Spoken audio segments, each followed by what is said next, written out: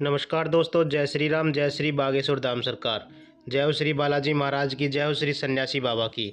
तो दोस्तों, स्वागत आपका एक बार फिर से हमारी वीडियो में। साथ ही आज की वीडियो में हम बात करेंगे कि बहुत से ऐसे लोग होते हैं जिनको यह इच्छा रहती है कि उन्हें अधिक से अधिक धन मिल जाए, लेकिन सवाल यही अटक जाता है कि आखिर कैसे हमारे दिन रात मेहनत करने के बाद भी बरकत नहीं हो रही है। साथ ही कभी कभार जैसे तैसे व्यापार चलता भी है तो केवल गुजारे लायक ही आमदनी हो पाती है।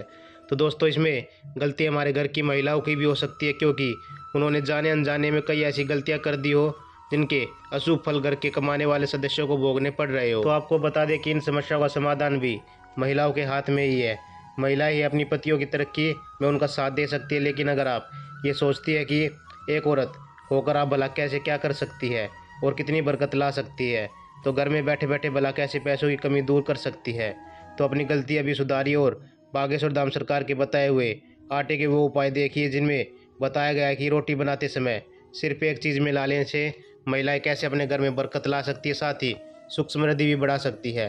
आपके पति के ऊपर कर्ज भी नहीं आएगा, साथ ही आपका घर धन धान्य से भर भी जाएगा। लेकिन दोस्तों, उससे पहले अगर आपने अभी तक हमारे चैनल को सब्सक्राइब नहीं किया तो प्लीज़ चैनल को सब्सक्राइब कर ले, ताकि बागेश्वर धाम सरकार और बालाजी महाराज से जुड़ी और भी बहुत सारी वीडियो हम आपके सामने ला सके। साथ ही अगर वीडियो को आपने अभी तक किसी के पास शेयर नहीं किया तो वीडियो को शेयर भी करिएगा, क्योंकि और भी लोगों को पता चले कि बागेश्वर बालाजी में कितनी शक्ति है और साथ ही उनके उपाय कैसे चमत्कारी होते हैं। तो आपको तो पता ही होगा कि एक औरत का सबसे ज़्यादा समय रसोई घर में ही बीतता है और रसोई घर से जुड़ी कई ज़रूरी जानकारियाँ होती है जिन्हें हर औरत को पता होना चाहिए। अगर घर की स्त्रियाँ चाहे तो वो कई ऐसे उपाय अपने रसोई घर में कर सकती है जिन्हें करने के बाद वो अपने घर में बरकत ला सकती है। जैसे कि रसोई घर में हर औरत तवे और कढ़ाई का इस्तेमाल तो करती ही होगी, लेकिन ये तवा और कढ़ाई जब गलत तरीके से इस्तेमाल किए जाते हैं तो आप पर राहु दोष बढ़ता है, और राहु के बढ़ने का मतलब है आपके पति पर, आपके बच्चों पर गलत संगत और गलत व्यसनों से आपका परिवार घिर जाता है। साथ ही आपके परिवार में नकारात्मक शक्ति आ जाती है और सकारात्मक ऊर्जा कम हो जाती है। जैसा कि घर की स्त्रियों को पता होना चाहिए कि घर की रसोई में कभी भी तवा और कढ़ाई को झूठा बिल्कुल ना छोड़े। सबसे पहले वो रात को हमेशा अपनी रसोई घर की सिंक की सफाई करके सोना चाहिए। आप कभी भी अपनी सिंक में झूठे बर्तन छोड़कर ना सोए। आप चाहे तो उन बर्तनों को साफ करके सो सकते हैं, अगर आप साफ नहीं कर सकती तो उन्हें उठाकर अलग रख दे, लेकिन कोशिश करें कि सिंक हमेशा साफ रहे। दूसरी बात यह है कि अपने घर की तवा और कढ़ाई कभी भी झूठे बर्तनों के साथ ना रखें। अगर आप ऐसा करते हैं तो आपका राहु एक्टिव हो जाएगा और आपके ऊपर परेशानियां बढ़ जाएगी। आपके घर में तंगी हो जाएगी और पैसा पानी की तरह बहने लगेगा। जैसे अब इलेक्ट्रॉनिक आइटम हर घर में होते हैं, तो अगर आपका राहु बिगड़ता है तो आपके घर में कोई ना कोई आइटम बिगड़ता ही रहता है। कभी कुछ खराब हो जाता है, साथ ही कभी कुछ खराब हो जाता है। और साथ ही आपको ये भी पता होगा कि घर की स्त्रियों को कभी भी गैस पर खाली तवा नहीं छोड़ना चाहिए। तो अगर आप ऐसा करती है तो आप अग्निदेव का अपमान कर रही है, और इस अपमान को आपको भारी जुर्माना देना पड़ सकता है या कीमत चुकानी पड़ सकती है। तो इस्तेमाल करने के बाद तवा और कढ़ाई आपको ना तो गैस पर छोड़ने हैं और ना ही उन्हें उल्टा करके या फिर किसी दीवार के सहारे खड़ा करना है। इन बातों का खास ख्याल रखें कि तवे पर बनाई गई पहली रोटी हमेशा गौ माता को देनी चाहिए, और इस्तेमाल करने के बाद तवे और कढ़ाई को साफ करके और अच्छे से पोंछ कर उन्हें सीधा करके ही रखें।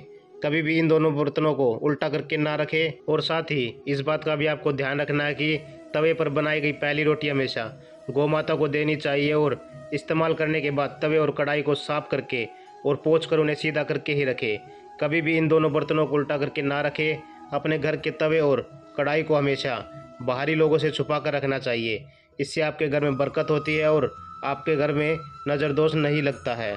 अब आटे के बारे में सुन लीजिए। तो दोस्तों, हम लोग अपने घर में हर रोज़ाना रोटियां बनाते ही होंगे, आटा तो लगाते होंगे, लेकिन आटा लगाते समय हम बहुत सी ऐसी गलतियां कर देते हैं। साथ ही बहुत से ऐसे उपाय भी होते हैं जो आटा लगाते समय अगर कर लेते हैं तो आपके घर में बरकत बढ़ जाती है। साथ ही आपकी भारी शक्ति और बुरी आत्माओं का प्रभाव भी कम हो जाता है। तो आपको बता दें कि आटा गूंदने के बाद बहुत सी स्त्रियों की या महिलाओं की ये आदत होती है कि वे उनकी गोलियां बनाकर रख देते हैं या उनका गोल गोल बनाकर रख देते हैं ताकि जल्दी रोटी बन जाए और लगातार रोटी बन जाए।